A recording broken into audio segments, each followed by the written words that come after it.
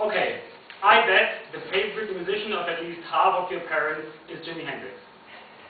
Maybe it's Pink Floyd, maybe it's the Rolling Stones, whatever it is, even if you're growing up in a different culture, which is different from the Western culture, it most likely will be some musician of the time when your parents were young. Young means young adulthood.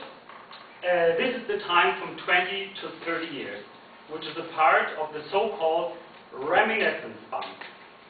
In the following minute, I will tell you why, when you are going to be 50 years old, your favorite musician still will come from the time when you were 20 to 30 years old. Also, your favorite movie, your favorite book, even your most important travel experience, and even, let's say, the most important sports event for you comes from the time which is called the Reminiscence Bump, which is the time from 10 to 30. Okay, I will start with some aspects of this Reminiscence Bump, which first was named by David Rubin. The Reminiscence Bump is, as I told, the time from 10 to 30 years. Most of the memories you will have in the future will come from exactly this time. The interesting thing is, you can separate this time into two different times. The first time, from 10 to 20 years old, you will mostly, well, from this time, from 10 to 20 years old, most of your memories of public events will come from this time. Public events, such as sports events, public events, sports events, political events. What does that mean?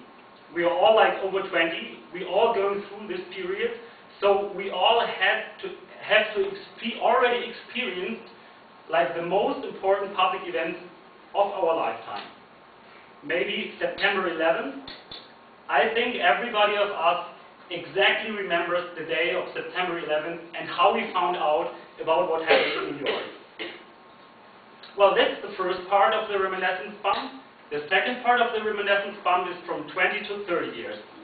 That's the time where the most of our memories of private events are come from. Well, private events such as something concerning relationships or many important travel experiences we made. Notice we are all in the middle of it. Do you already know any experience you will remember for the rest of your life? Well, maybe you don't believe me, and you think it's not very scientific what I said, but there have been many experiments in the past. For example, one in 1999, which was made by Holmes and Conway.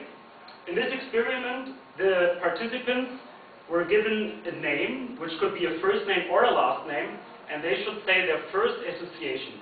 The example I give you is Dylan. Well, the younger participants always said Bob Dylan, while the older participants said Dylan Thomas, which was a poet like 50 years ago, if you don't know. Well, there are much more experiments and all come to the same result, so we can say this Reminiscence Bump is not a hypothesis. The existence of this bump is a fact. Well, to understand this Reminiscence Bump, there are half a dozen of theories.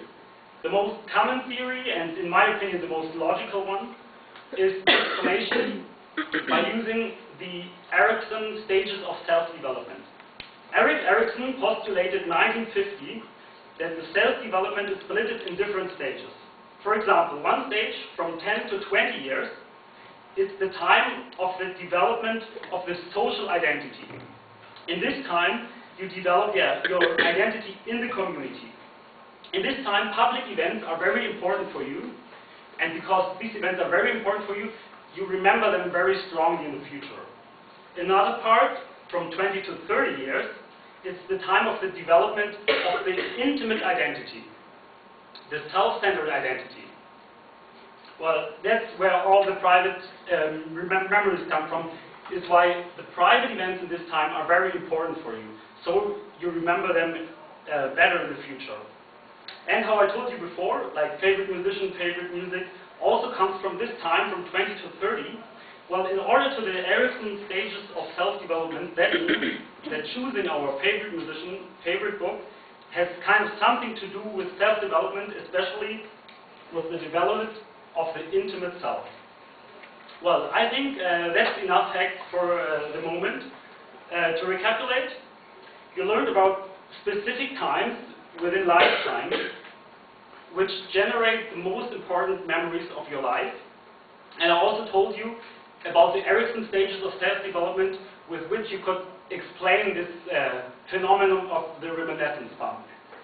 But the most important thing I told you is that you're all in the middle of the second part of this reminiscence bump, the time of the intimate self-development. So, go, travel, make some friends, make the experience of your life. You will never have this chance again.